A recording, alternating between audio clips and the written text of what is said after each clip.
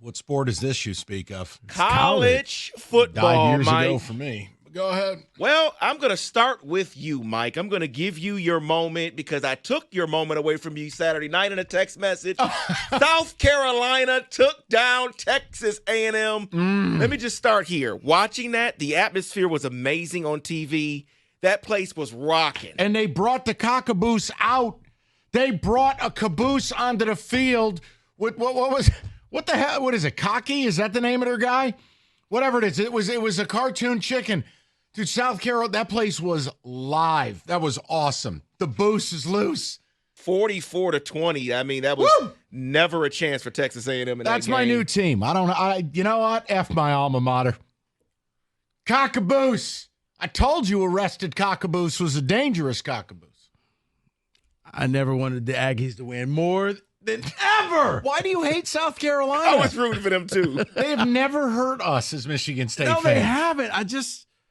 I like Texas A&M, man. They won me over last week with the Aggie black matted helmets. The boost. Yeah, then they blew it this week after having their destiny in front of them to win the SEC. The rest, whatever.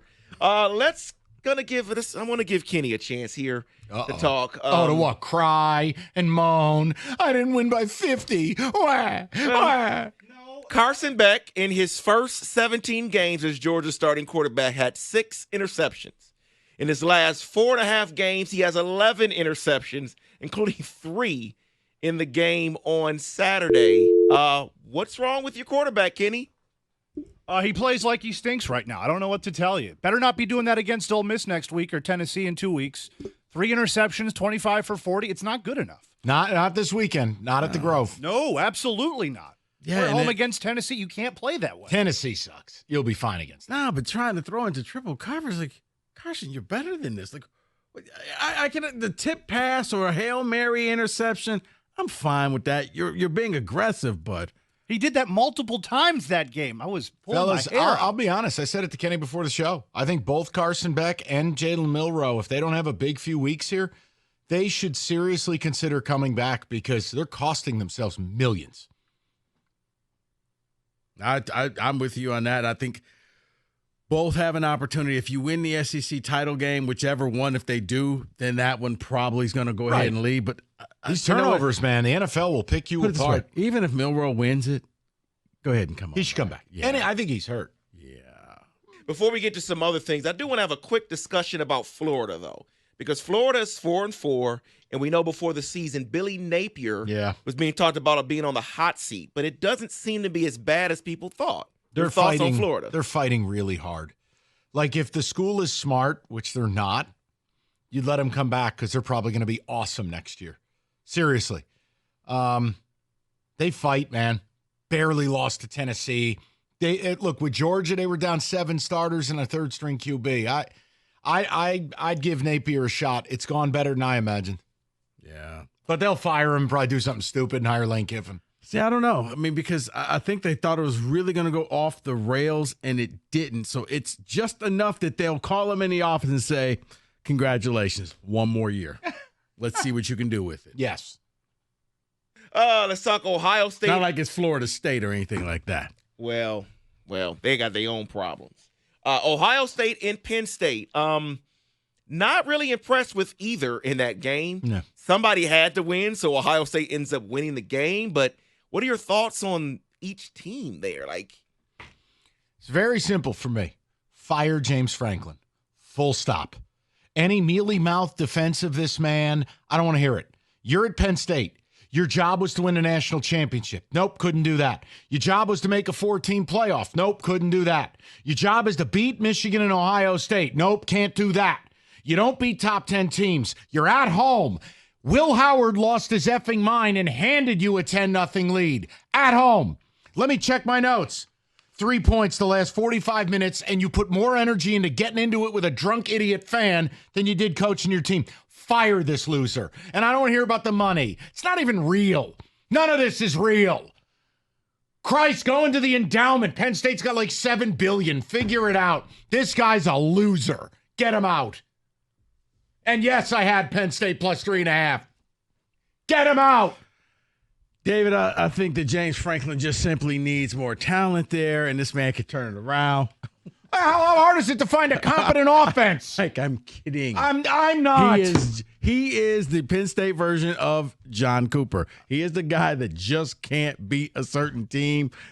Death, taxes, and James Franklin losing to Ohio State. You saw this coming. I mean, it's what he does. He is what we thought he was. I wasn't shocked. And no, I don't wasn't surprised. You didn't score an offensive touchdown. But now Ohio State, you're not that good either. Okay, so that's all I need to hear you say. Kudos to you. You got the game right. Thank you for at least admitting this is.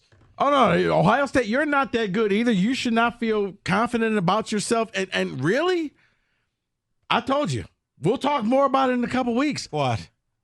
I don't think you beat Indiana, Ohio State. I think it's going to be Indiana and Oregon and Indianapolis. You're inviting him to go a certain direction now. Great. Well, go ahead, smartass. What do you want to say? You talking about a? Is that a hot take? No, I don't think so. Ohio State's not good. Hot take. No. We just had Signetti's baby. He just blew our back out. What are you kidding me? Up 10-0. You give up 47 straight. But Michael, it was. Signetti's got no cartilage left in his knees. No. It's been more than 6 hours. But the positive side, it was the first time that they had ever been not winning the entire season. Well, I'll just move on to Oklahoma State, I guess. What do you want me to say? I think there needs to be wholesale changes on the offensive side. They've regressed at the quarterback position. The offensive philosophy is bad. Ollie Gordon, non-factor this year. It's been a offensive problem. line is overmatched. It's been a problem on the O-line all year, and it's weird because they're all veterans. They're all mature. A couple of the guys starters last year from day one this season. The O-line hasn't gelled for Ollie Gordon. Then Gordon has been banged up. The quarterback play is what you just hit on. Bowman is garbage. He should have been on LinkedIn finding a job. Then the backup comes into play and shows a little life. He dies. Why? Because BYU apparently with their magic underpants has a pipeline to God, and they stole that game 38-35. Yeah, change everything. Cutscene. Somebody get Signetti some ice for his balls. He's a little sore the day after. 47-10. I thought you got busy with some of your visits. Oh, whoa. Okay, then. The guy packed a week in hedonism into one afternoon at Spartan Stadium. Well, work has something to do with that, throwing for 4 touchdowns. Ask Kurt. He'd know. That's a good place to end it right there. That is yours. 47-10. College football blitz. Sports sucks.